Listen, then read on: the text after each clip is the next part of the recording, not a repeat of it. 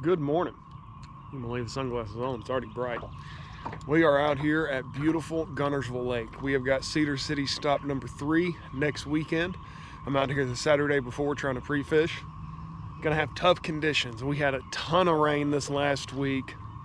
It's super post-frontal. There's not hardly a cloud in the sky, but if you can catch them when it's tough, you can catch them when it's good. We're gonna try a little bit of everything. It is early to mid-May, so we should have all 3 phases of the spawn still going on. There should already be fish that are post-spawn as well. I have no idea what today's gonna hold. We've got a bunch of different baits tied on. I'm gonna throw everything I got, and hopefully we can catch a couple bass. You guys stay with us, and let's see how Gville treats us.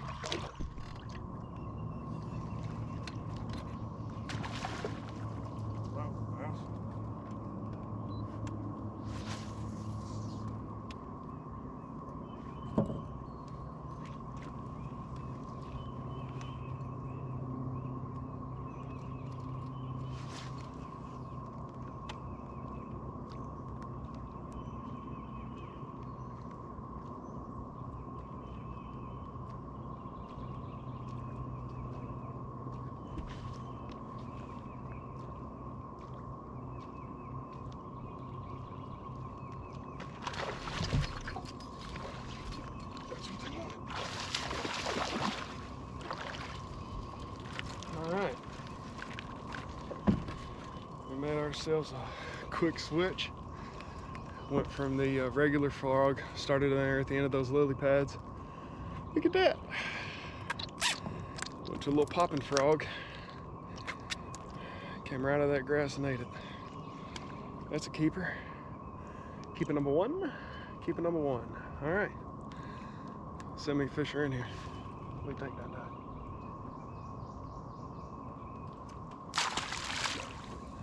All right, it is, what time is it? It's 9:10. I've been out here since 7:30. I started in a creek and there is no activity. It is dead. I don't like the watercolor. Had one swipe at a chatterbait. Pulled up at the end of this lily pad field. The grass isn't really up yet. These lily pads are the only cover I'm seeing out here, and there's so much more activity out here than anywhere else. My 5th cast, reeling a black frog back to the boat really fast. I had a blow up, and the way they're kind of chasing bait and the kind of couple swipes I've had maybe thinks I need to pause it. So I've gone to the Spro popping frog, that reddier color, and we just caught our first keeper, so that makes me happy. Let's see how many more we can catch.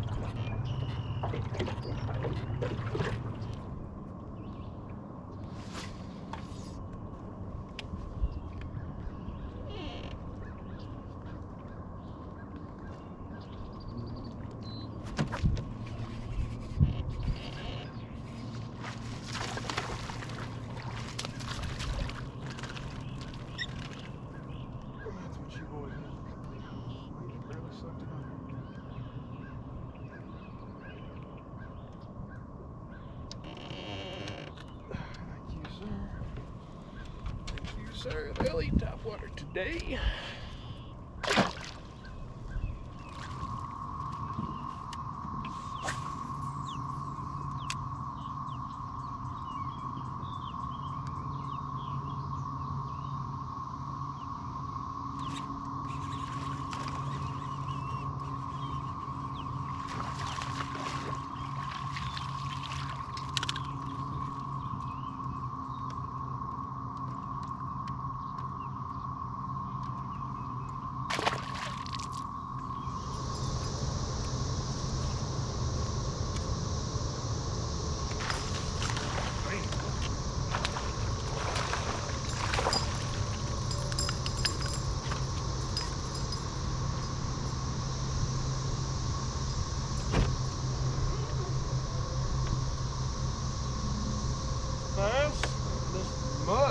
chocolate milk, son. He's up in the dirt.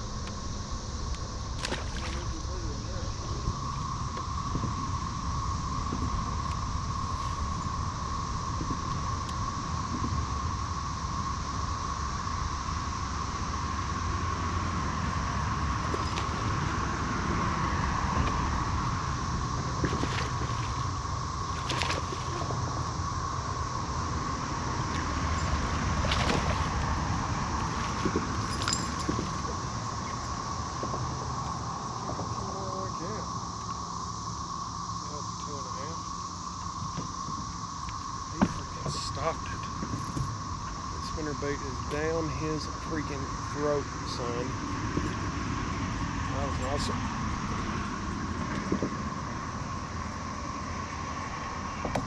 Oh, man.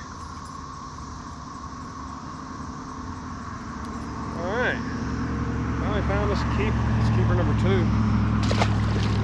I'll fish back here in the mud because nobody else been doing it. What a bite.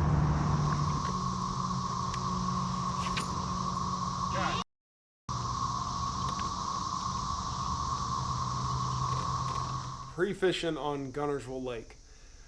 I know Guntersville, I've spent a bunch of time down there. One of the biggest things I try to do every time I go down there is forget whatever I've done in the past. That lake changes so much season to season, year to year, and you never really know where the grass is at either. I love going down there and throwing a frog. We had all 3 phases of the spawn going on. I also knew that it would be in my best interest to cover water. The grass really wasn't up yet. It wasn't topped out. The milfoil mats weren't just covering the whole lake. You didn't have 200-yard stretches of grass. And when I was fishing in Roseberry, I didn't really do very good. So I made my way to the main lake, tried to find more higher percentage areas, and that first stretch of actual visible cover that I saw, that I came to, was that lily pad field. Now, I'll expand upon this in the next video, the actual tournament video, because that's really when I dialed it in for where these bass were located at. But what I found was a lot of those bass, I had a couple where I would throw the regular hollow body frog, spro frog out there, and I'd be working it, you know, methodically, nice and slow, trying to get it to walk, and I wouldn't really have anything happen.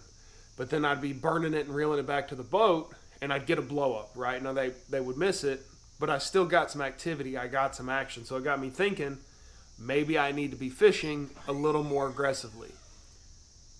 You gonna be in the video? No. You're gonna be in the video now, you don't know it, but I'm gonna keep this in there. Thanks, babe.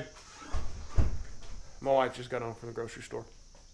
So what I changed to, and it was first cast, I switched, and as you can see, this frog has seen a couple of bass. I really love this red ear. It's my favorite color for any kind of stained, dirty water, even clean water, just to give them a different presentation. Everybody's throwing the white frog. Everybody's throwing the crystal shad. Give them something different, right? So went to a popping frog, started fishing it a little bit more aggressively, started popping it harder, wouldn't really let it sit for long periods of time. Boom, caught a keeper, right? Had a couple more blow-ups on it. Caught a couple non-keepers on it as well, but in those tougher conditions, when I can still get that frog bite going, that's awesome. This popping frog, and this particular popping frog, ended up being the key to several of the fish that I caught in the tournament itself. Now, remember I had mentioned that we had had a ton of rain. Well, as a result of that, there were parts of Guntersville on the backs of the creeks that were chocolate milk. Now, that shouldn't scare you, and here's why. Whenever you're looking at muddy and dirty water, you want to find the water that's not cloudy, right? And you're like, well, what does that even mean? I mean, when you look in the water, you can't see waves of sediment in the water. It's all one color. Even if it's chocolate milk, it's all the exact same. Well, that's settled, stable, muddy water, and by that point, those fish have adjusted to it.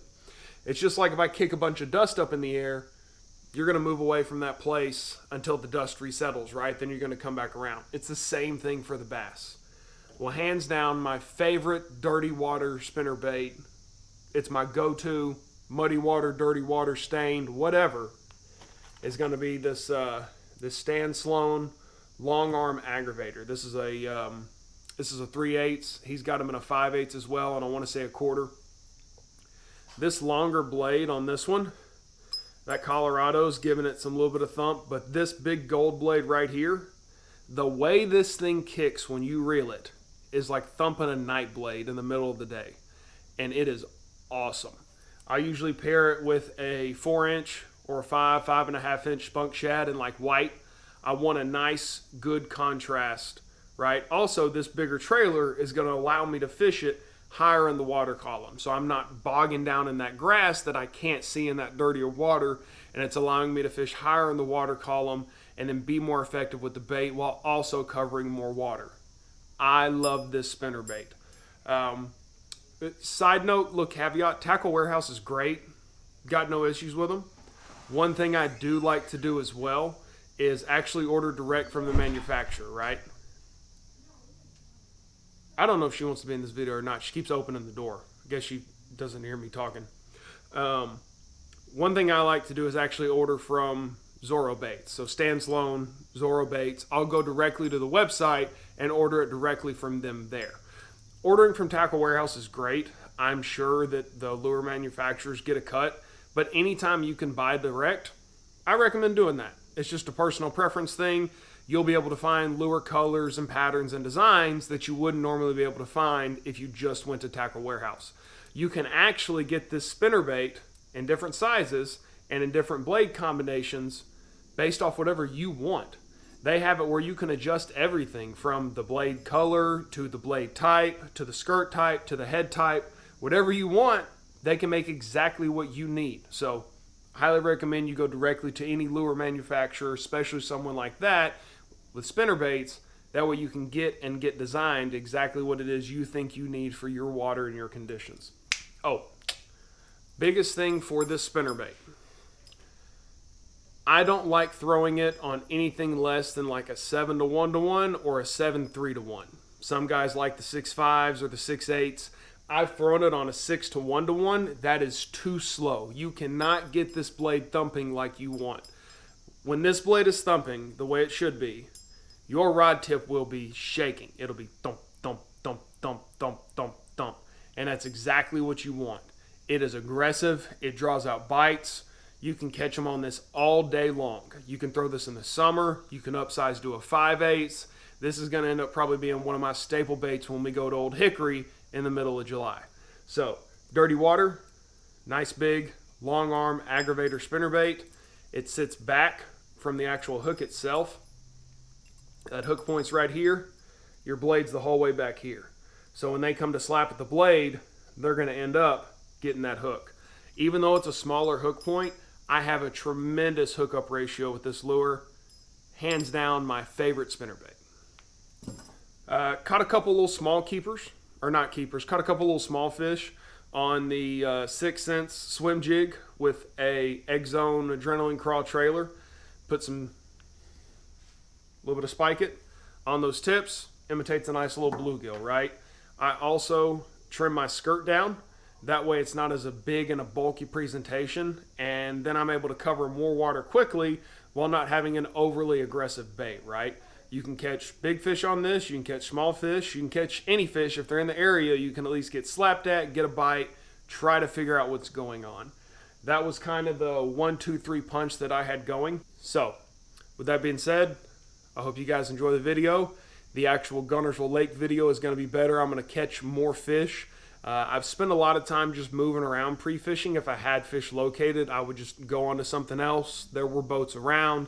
If guys aren't doing good, they start pulling up close. If they see you fishing hard or see you throwing a frog, like, what's he doing that we're not doing? Again, I hope you guys enjoyed the video, and stay tuned for the next one.